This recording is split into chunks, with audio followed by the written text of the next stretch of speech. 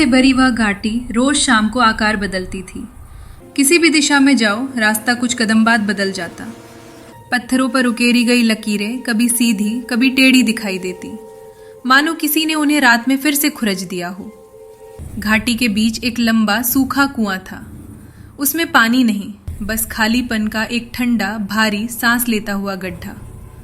कभी कभी उसके अंदर से आवाज उठती, एकदम वैसी जैसी घाटी में इस समय हवा की आवाज होनी चाहिए, लेकिन फिर भी किसी तरह बिल्कुल अलग, मानो उस आवाज को पहले कोई सुन चुका हो और उसने उसे दोबारा बजाने की कोशिश की हो।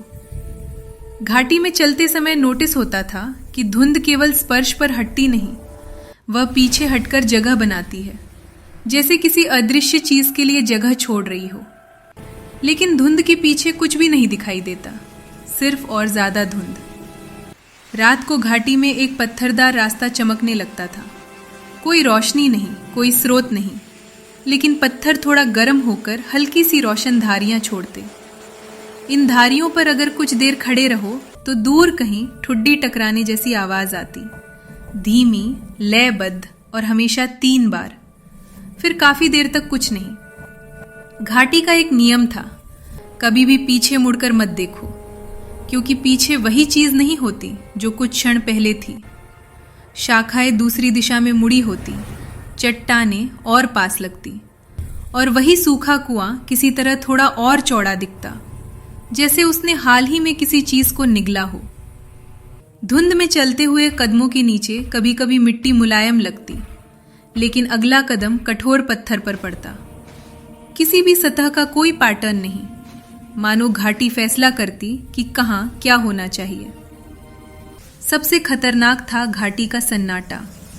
वो सामान्य सन्नाटा नहीं, वो ऐसा था जिसमें हर चीज बहुत ध्यान से सुन रही हो, जैसे धुंध, रास्ता और वो सूखा कुआं किसी एक चीज के इंतजार में हो। सन्नाटा जितना गहरा होता, उतनी ही तेजी से हवा ठंडी हो जाती।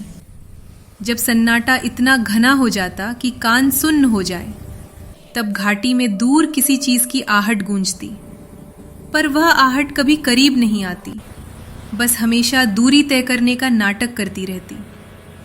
घाटी का कोई अंत नहीं था। चलते जाओ, धुंध बदलती रहेगी, रुक जाओ, सन्नाटा बदल जाएगा।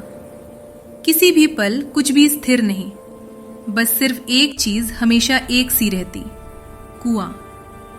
कहा जाता है अगर कोई गलती से कुएं के बिल्कुल किनारे पहुंच जाए तो उसे लगता है कि कुएं के नीचे कोई बिल्कुल वैसा ही धुंध का संसार है, उल्टा, विकृत और धीमी गति में हिलता हुआ।